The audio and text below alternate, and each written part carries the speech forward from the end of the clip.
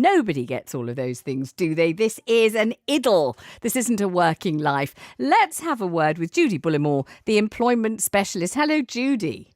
Hello. Isn't it hello. funny, this kind of wish list of dreams? A 17-minute commute, all that holiday, a 4-day week, a gorgeous chair. I really get the chair thing. I've got some shocking chairs here. And a view. They want a view out the window, and it doesn't have to be the Niagara Falls, but they wouldn't mind a scenic view. And I get that too. I don't like my view either. Tell me about this. Tell me who commissioned this? How seriously do we take it? What do we think of it? I think it's just a reflection, isn't it, on where we're at post kind of pandemic. People are just getting more clearer about what they don't want in a job, right? And starting to think very, very carefully about what actually constitutes making that sacrifice from being at home and being with your family and going to work, people are starting to really think about what's the development? Am I even respected? Am I making the impact that I want? And is the environment conducive to me? I think that there's just a lot more power on the side of workers now. We're starting to ask these questions. Well, the perfect job has a 26-hour week. I think that, if for those that want to work and get a lot of benefit from working. Mm-hmm. For many, it's like, well, okay, I do want to work, but for how long? And how is that going to work in a week? So 4 days is actually quite nice, really, because you get that time off, or you're supposed to be able to do what you want. But of course, there's people that can command that kind of salary and work less. There's obviously people that work 70 hours for half of that salary. So It's just throwing everything into the air now. And if we could actually choose and make that wish list, then, why not? Why not be able to pick how you feel you can, balance work and everything else that you want to do? I know, but this is a kind of idyll. This is a dream. This is a fairy tale. This isn't real life. We don't get to dictate terms in that way, do we, ever? I am actually, I'm an employment specialist, but I'm also a dream job coach. So I actually work with people who are applying and interviewing for their dream job. And I absolutely believe that you can make a dream situation.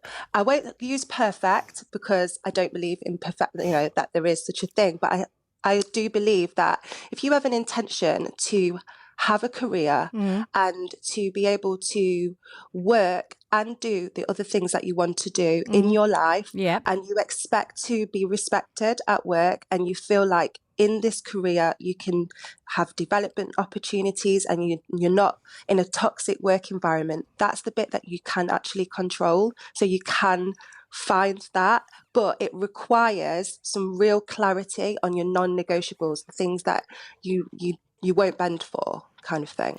I mean, you're talking to the presenter of Breakfast on Radio London and Early Breakfast on Radio 2. My team here at Radio London, I mean, they arrive at work, what sort of time? 4:30, something like that, maybe 5 o'clock in the morning to put the show together before it goes out at 7. At Radio 2, I'm there at 10 to 4, live on air at 4. My team over there at work from about 3 o'clock in the morning. Now, if you talk to Ola, if you talk to Gemma, if you talk to anybody who works on these shows, or anybody who works at Pret a Manger, or any of the people listening to this who work all night or, start incredibly early in the morning, they will be laughing scornfully at the idea of a work-life balance, of finding a job that fits in beautifully with your 17-minute commute, your 26-hour week, and, gives you plenty of time to bake banana bread and cavort about in the garden with your children. Do me a favour.